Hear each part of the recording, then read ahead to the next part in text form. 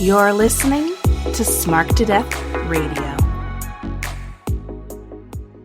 The wait for live pro wrestling is over, and the fight for our first responders has just begun. Saturday, July 11th, Synergy Pro Wrestling and Wrestling News World team up to bring you a massive benefit live pro wrestling event for the first responders, live on Fight TV. The greatest rivalry in independent wrestling continues as Alex Zane meets Blake Christian in a 30-minute Iron Man main event match. 2 qualifying matches for the prestigious Garden State Invitational Tournament will go down as former WWN champion J.D. Drake meets the unpredictable Tony Deppen, and the Ace of Space LSG collides with the clout cutter Jordan Oliver. Synergy champion Frightmare and the former Amasis Deshaun Pratt meet in a very unconventional fashion. It's a Frightmare on Pratt Street. Plus, Brandon Kirk, MV Young, Matt McIntosh, and the rest of your Synergy favorites. It all happens to benefit our first responders, live streaming on Fight TV July 11th at 7 p.m. Eastern. For more information, log on to synergywrestling.com or visit Wrestling News World. Hey everybody, it's the interview queen Alicia Toot here, and you are currently listening to and obviously enjoying Queen's Court.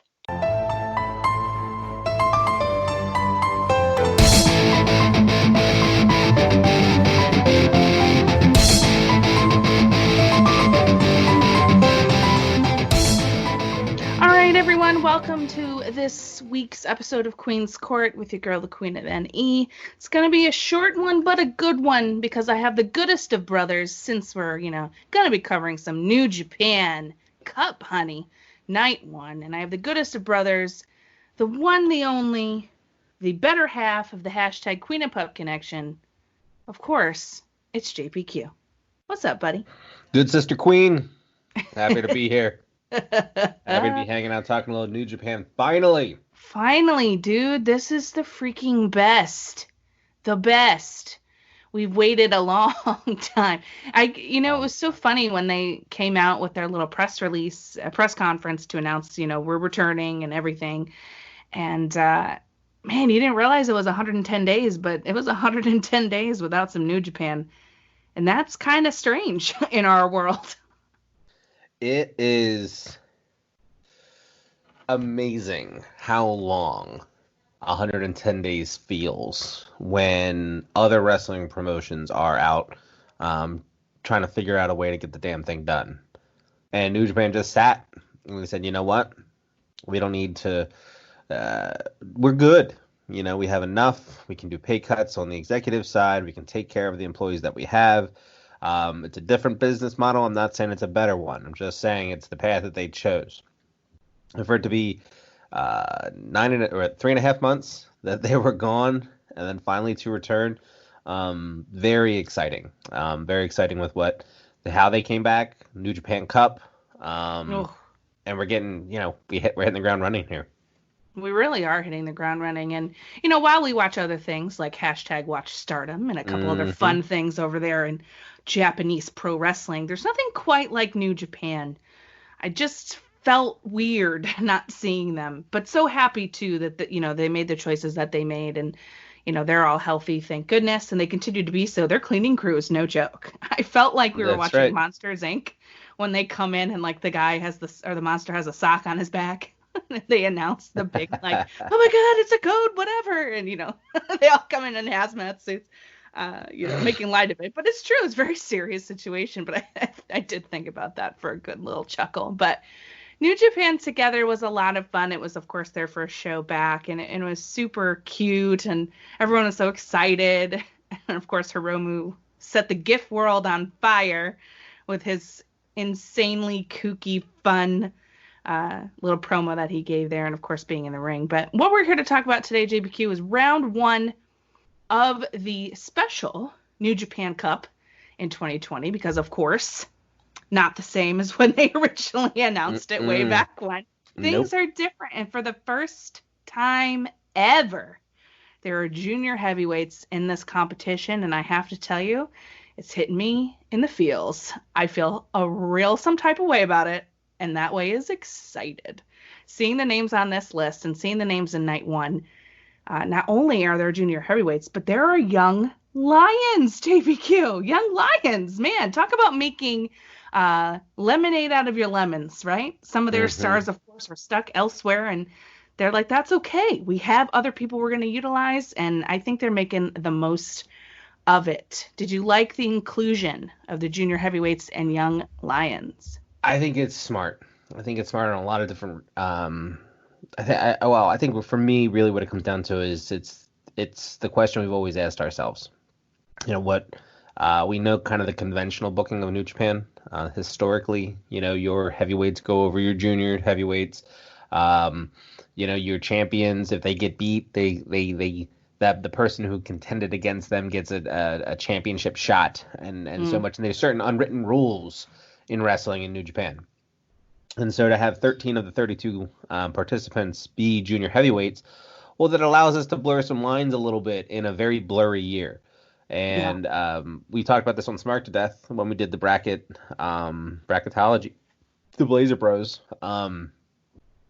This is a good opportunity for an open weight, a true open weight system like we see in NXT in New Japan for the remainder of the year. I'm not looking for this to be some type of cultural change in New Japan Pro Wrestling moving forward. But again, turning lemons into you don't know when you're getting Ospreay back. You don't know when Jay White's coming back. You don't know when some of this American talent is coming back. And if you can figure out a way to utilize your entire roster that is available to your advantage, well, hell, go out and do it. And I think this is a good move by them, kind of breaking from tradition a little bit in an untraditional type of year. And saying, like, we're going to give you some things that you've been clamoring for, especially with the likes of Hiromu Takahashi and some others in there as well. So, yeah, big fan of this.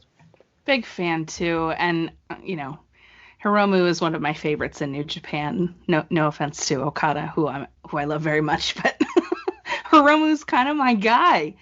There's something about him, man. And super excited to see him in this tournament. And speaking of that, we had some crazy weird but really fun matchups in night one. Of course, we'll break down each one, but we'll start at the beginning, which is the best place to start, which is, of course, Makabe versus Yoda. Of course, a veteran versus a young lion situation. In just under 9 minutes, I have to tell you, I really like Yoda. I like him a lot. I like his look, his hair. I like the way he performs in the ring. And with Makabe, I thought they put on a really dope opening match. I thought it was excellent. And for not seeing Makabe like all of the time, it was really nice to see him in this one-on-one situation with this young lion. And I actually think it's one of his better showings in probably more recent times. He's a solid dude, but Yoda is massive. Like, just watching him in the ring, he's so big and really fun to watch. So he was kind of like the real standout for me. I didn't really find anything I didn't like about it per se. I just think that it was a dope showing. And then, of course, you obviously have Makabe going over him. Not surprising. But I thought it was an excellent showcase and a way to start off the New Japan Cup of 2020. What did you think?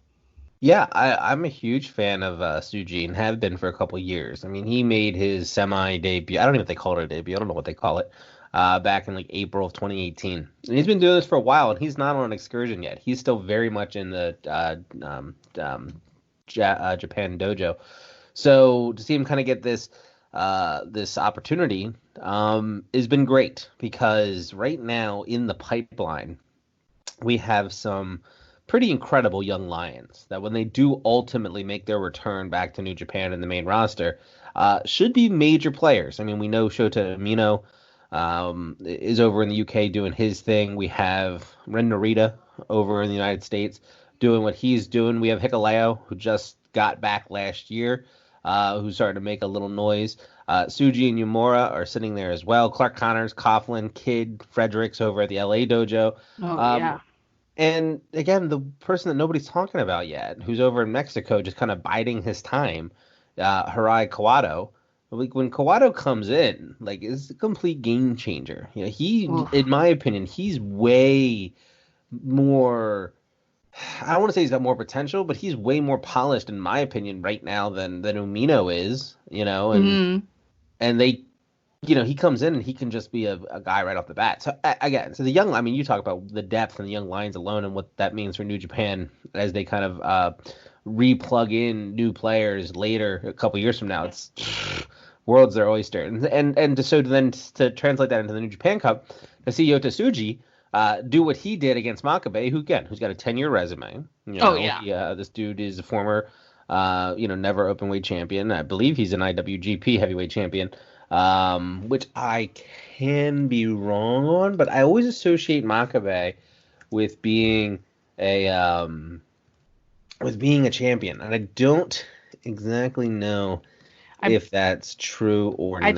I think he was once. Right? I think he was too. I don't know why. I definitely know that he was tag champ. I definitely know he was never. I'm pretty sure he won the big one time. Yeah, I think he did. I want to say he did, and it's disrespectful. We're wrong, they'll yell at us. We're not. The more we talk about good memory. Gaining my confidence. I really should just keep putting this together because he won the G1 back in 2009. Right. Now he didn't cash in, but I think he won the title in like 2011 or something. Like it was a few years back. I'm starting to blank on some of the, but yeah, no, he certainly is a heavyweight champion. He is a IWGP heavyweight champion for sure. Anyway, so but again, back into his career, right? We're in the twilight years, and this cat went out there and put on a 9-minute exhibition with a young lion, allowed the young lion to get a little offense in. It was a good back and forth between the two, strong technical skills. And at the end of it, I was perfectly satisfied. It's everything I wanted. It got me invested in Makabe. It made me love Tsuji even more. But for me, it's the way I want. It's the way I wanted New Japan to come back in a tournament setting. Fist flying and we're off to the races, and that's what this was, and I can't commend him enough for it.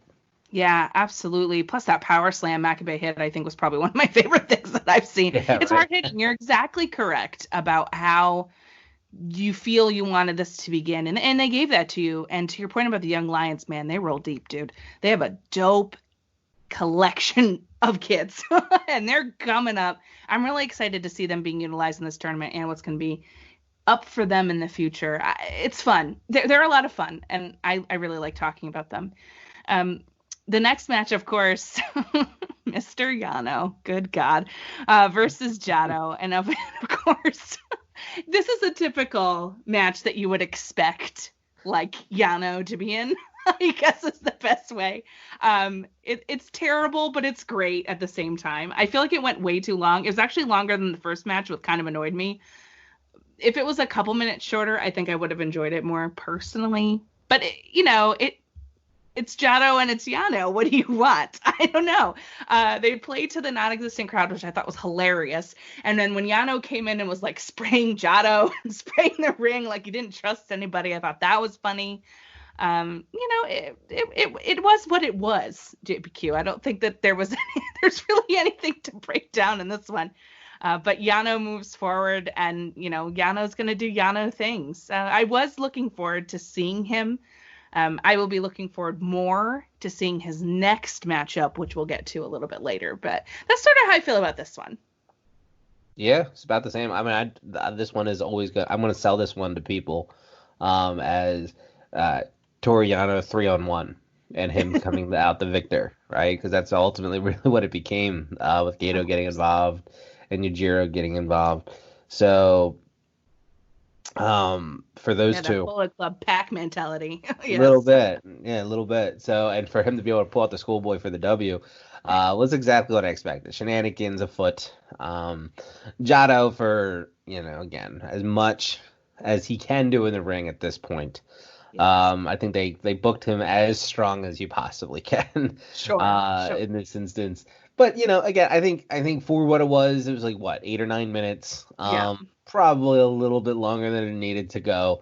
But ultimately the right person won. And And you just have to this is just one of those ones where it's like I just chalk it up to COVID, and I say, okay, Yeah. like, Jato's in this for one reason only, and that's because they couldn't bring people in from overseas, and I just live with it. You know what I mean? Yeah. It No, is what it is. exactly. Right. I just like to see him walk out with his little kendo stick. I just want that to be the thing. That's all I want. And maybe we'll get that now that this is over. But it is what it is, as we said. But the schoolboy, I think, was probably the best part. Of course. Oh, Yano. What else will he do? We'll get to that a little bit later. Next, we had a match, a little tag action.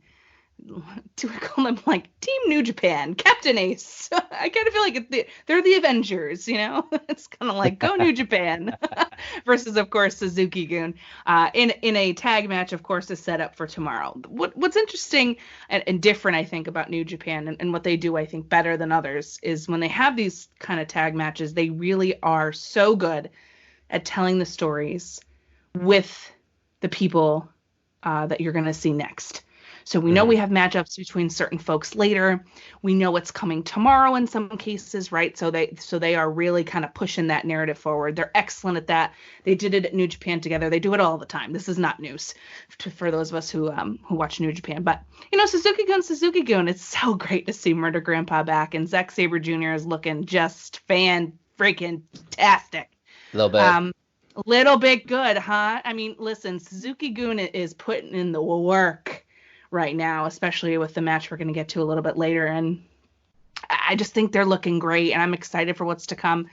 It was typical of what you thought it was going to be. A lot of technical from Zach, of course. Tana with his amazing dragon screws, probably my favorite. I love that him and Ibushi are like, tag champs. Weird, but true. So weird. But I can't say that I hate it too much given the lack of tag scene that New Japan has. But right. I mean, it was a typical, tag match, 8-man, right? 8, 1, 2, yeah, 8. And it just set up mostly, I think, for the next. Oh yeah, totally what it was. It was filler. It was a way to get some good names on there. I'm really interested, and again, we spent a lot about this. You and I have talked a lot about this, the whole dynamic between Zack Sabre Jr. and Tanahashi and Kota Ibushi, and how every year for the last 3 years, in some way, and then you can even throw Sonata in there because where he's not in the first quarter of that first that one quadrant, he will be a part of the second round, or potentially third round or quarterfinals. So knowing all of that, for these three to kind of go out there and mix it up a little bit and remind everybody that it's a wild card, that Kota can't seem to beat Zack Sabre Jr. in this tournament, and Tanahashi has wins and losses against both of these competitors in his time in the 5-star in the hashtag watch stardom Hashtag watch stardom in the New Japan Cup. It's one of those ones where this is nuanced storytelling, and it's a reminder to say, hey, make sure that you check out tomorrow, because we have a lot of potential bracket busters in the first round. So yeah, I was happy with it. I thought it was good and mixed back and forth. I love faction wars, although I don't know if I can say that one is a faction. But overall, I enjoyed them. So yeah, I was happy with this tag match. It was light. Thought it was a lot of fun. Zack Sabre Jr., to your point, looked fucking incredible. Oh, so good. So good. But most importantly, it was a nice little breather before we got to our 2 heavy hitter matches. Yeah, absolutely. It gave us that fun, light, murderous grandpa vibes. And what else do you want? Before we move on, though, they replayed the Grandmaster Hype video, which they debuted at New Japan Together. Very interesting. A lot of different theories on this one. All I can tell you is I'm intrigued. I don't know anything about it. I just know that I watched it, and I'm like, okay, tell me more. What does this mean? Who's coming? Who's the Grandmaster? How do we get there? What's going on? Why are we going through the woods? Give me Hirai Kawada. That's what people are saying. Is that what it is? It could be. I mean, he's been doing it for a while. Again, he's been in Mexico for the better part of 18 months or so. Right. Again, he was a young lion since 2016. So it's been a long time coming. It's been a minute, and it was like January of 2016 too. So you're talking, so it's really been a long you're time. talking 4.5 years before he's been back.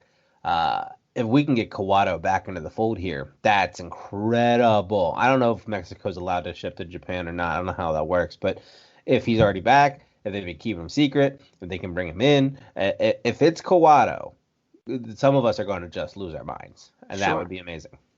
Oh, well, that's exciting. I can't wait for that reveal to be a thing. Fun. So yeah, then we had our Monsters Incorporated disinfecting squad, which was so fun. I loved that. I just loved watching them do that. Also, side note, while I really enjoy listening to Kevin Kelly and Gino and Chris, there's something magical about the Japanese commentary. Yeah. I have no idea what's being said, but I don't need to. I don't need to know. I think it's really fun to do that every now and then, just to listen to them, and they get really hyped up. It's super fun. And they had a lady today, which I was like, what? Whoa. I thought that was excellent too. Just a side note. Let's talk about this match, because holy man, this was a lot of fun. Hiromu Takahashi, of course, versus Hanma, who makes me laugh so much every time I see him come out in his pink and his bleached blonde yellow hair. I can't with him. I can't do it. It's just, he makes me laugh. I love the guy. What can I say? Good golly, Miss Molly. What a spectacle. Just barely under 19 minutes. It was... if you don't like Hiromu, you may not like his character, but his in-ring ability is unbelievable. I mean, he's got charisma for days. I don't think that can be argued. If you think you can, at me, I guess, and we'll talk about it. But I really I know that some people were saying this is going on for too long. It was dragging in parts. I don't really think so. I felt like it was super hard hitting. The amount of running drop kicks that this man put out was wild. I just thought it was so good, and it was such a showcase for them both. I thought it was excellent. Gosh, the bulldog from Hanma, the back elbows, he hits mad hard, crazy hard. I mean, obviously he's a heavyweight, but I don't want to be on the receiving end of that at all. But I thought Takahashi just completely showed why he's one of the best that New Japan has, junior heavyweight champ or not.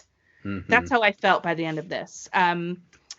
They did have one little spot where it was a little crazy by the apron there.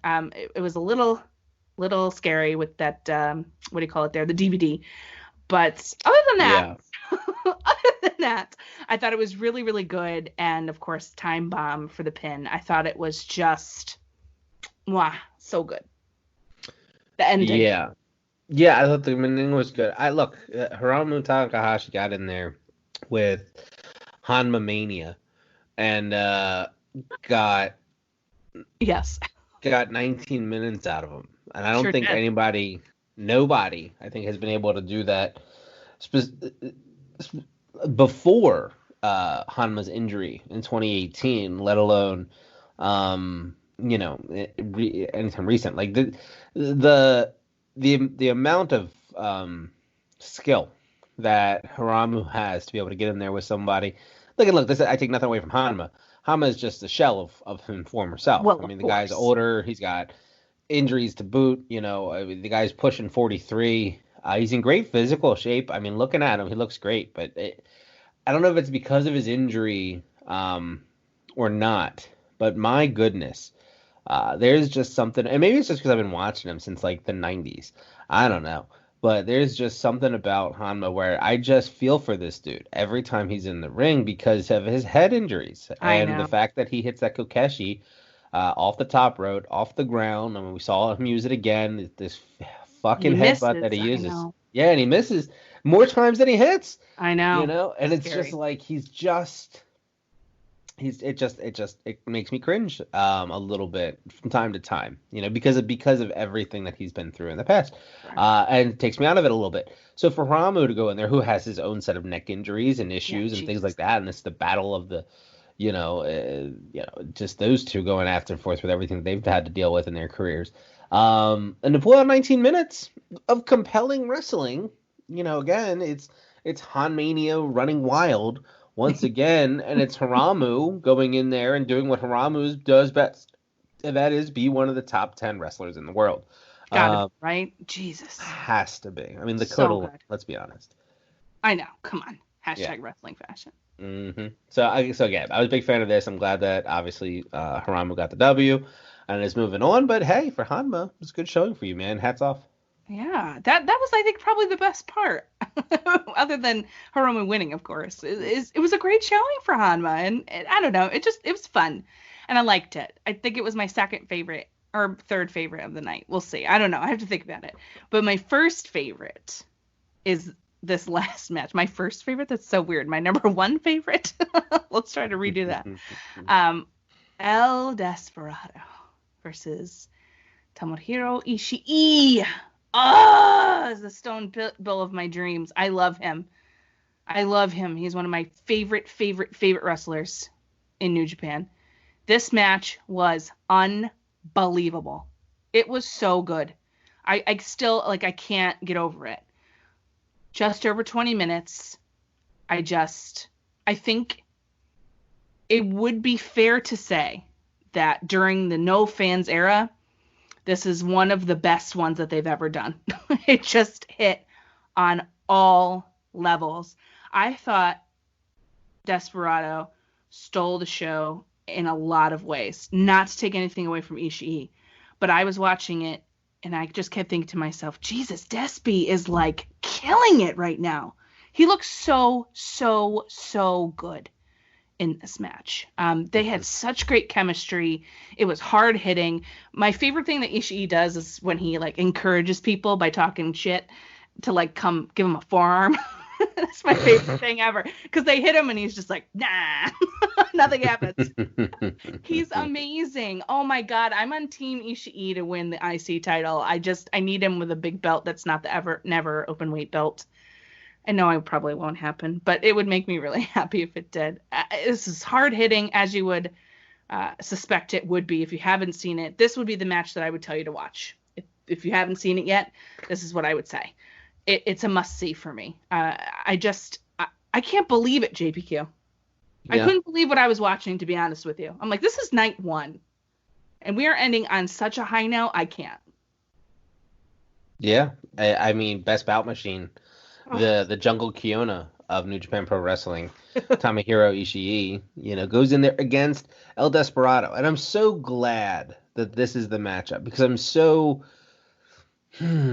sick and tired of Desperado being overlooked. Right? Yes. Despy is he's incredible. He's incredible. And people knock that junior heavyweight tag run that him and Kanemaru had a few years ago, when Desperado really was doing all of the work in the ring. And it's not fair to Kanemaru. He's kind of a drunk, and that's kind of his character, and so it kind of plays that way. But my point is that he's a worker bee. The guy goes in there and he just boom, boom, boom, and he's so freaking good at what he does. And I said, these two matching up is going to be the best we've seen of Despy in a long time. Now, he certainly isn't going to win this. We knew that. I mean, this plays into the whole heavyweight versus junior heavyweight narrative that we talked about at the beginning of the show. However, talk about raising your stock through a loss. Ooh. Well, Tomohiro Ishii does a great job of putting people over in victory or defeat. And in this instance, he gets the victory. Despy gets the defeat, but they both come out looking like winners. And there was just so many great things. I mean, the only thing that kind of confused me was when Desperado went for the spear that Ishii blocked. It was kind of like, you ain't spearing Ishii. It's not going to happen, bro. It's a brick wall, homie. It's a misjudgment by you. But then he ends up hitting a misdirection spear later, which was interesting. So it was just kind of one of those things. I was watching it and it kept me invested, right? It was the first real... To me, it's the first real heavy versus junior. You could make the case for Hanma versus Haramu. I don't really, because they kind of match size a little bit better. Sure. But this is the first one that I watched, and I saw both of them in the ring. I'm like, oh yeah, here we go. Junior versus heavy. What are we going to get? And it was great. It was a compelling 20 minutes. And I really enjoyed it. I'm glad it was the main event, deserving to be the main event. I'm glad that it lived up to my expectation. And again, this is New Japan Pro Wrestling at its best, right? Bring people in there, two great workers, and just letting them go out there and bang. And that's what we got. And so, hell yeah, I was all about this. Yes, all about it. Especially because we get Makabe versus Ishii round 2. Ooh, yes. And then we get Yano versus Takahashi, which is going to be ridiculous. Beautiful. And I'm excited about it. I'm excited about the way this worked out. And I'm more excited, though, that New Japan is back. The Cup is here. We love tournaments. We love New Japan. It's nice to see them doing what they do best. And yeah, they've been gone, but it didn't look like they've been gone. And that part, I think, is probably the best. It didn't look like they were resting on their laurels or anything while they were down for 110 days. It's dopeness. And then, of course, we have, when this episode is out, of course, on Wednesdays, which we wear purple, and we have New Japan Night 2 of the Cup. That's right. And we have some dope matches coming out of that. And including some Young Lions, which I'm really excited about. So Night 2 is going to be dopeness. And I'll be up early, probably, to watch some of it and then catch up on what I miss. I like sleep a little bit. Night 1, I was up, but what are you going to do? Well, that's the nice thing about when the shows do come on, because they come on so early in the morning. It's like you can just kind of plug in through the course of the day and check out match after match after match as your schedule accommodates. Me, I will be at work tomorrow first thing in the morning, and I'm going to try to catch as much of it as I can before the bell rings. That's a great idea. Because there's some good ones there tomorrow. Very nice morning. I'm very excited about it. Nagata versus Suzuki, just for example. But anyway, excited about that. But you know what's cool about these two JPQ is they're short. They're not long, shows or anything like that. They're your 4 matches and like a tag match, and that's it. So it's nothing like super long to digest, as you mentioned. So I'm super excited about it. We have some great things lining up already. Night 2 is going to happen, and we're going to see who moves forward from this list into the quarters, right? Yes, quarters. I can do math sometimes, right? I don't know. I hate math. Don't ask me. Then we move into the second round. So first round leads into second leads into quarters, then semis, then finals. See, this is why I need you. I don't do math. I just can't do it. But that's okay. What I can do is tell you, thank you so much for talking some New Japan with me. It's just a quick little something because there really wasn't a lot going on, but yet at the same time, there's a lot going on with New Japan. So that's exciting stuff. And I want to thank you so much for coming on to talk with me today for just, a good old chat about New Japan. So, of course, you have a lot of cool things coming up, and a lot of cool things are out right now for you. So, tell the people what you got planned for, your beautiful We Wear Purple Wednesday. Woo! I'm wearing purple right now. Me too. Yes, you are. We are over at NPA. Craziness over at NPA right now. So Stardom's coming back. That's exciting. They'll be back this Sunday, the 21st of June, and we'll probably do something next week in celebration of it. But in the lead up, I had Phil Lindsay on from Bell to Bells to talk a little primer episode of Stardom and got his thoughts on Stardom as we kind of lead into this. Today's drop is me and my boy Zero talking a little actress, talking a little Momo Watanabe, fangirling over her a little bit. And that's a lot of good fun. And then, that's all happening on MPA's main feed. And then you can find me on WrestleJoy.com doing some power of positivity talk on Joshi wrestling and women's wrestling in general. So, keep an eye out for the one half, and certainly not the better half, queen of hashtag Queen and Pup Connection, both on Smart to Death Network Smart to Death Radio, as well as WrestleJoy.com. Yes, and if you haven't listened to JPQ's awesome piece on Holy Sheeta, you need to do that. And of course, that's AEW champion Sheeta, just for your reference. If you don't know, now you know. And it's a great little ditty, but not about Jack and Diane. It's about Sheeta. So check that out, of course, on WrestleJoy, and check out everything JPQ does, because he is the best no matter what he says. So from me and JPQ to all of you, enjoy the rest of your day, and please be kind to one another.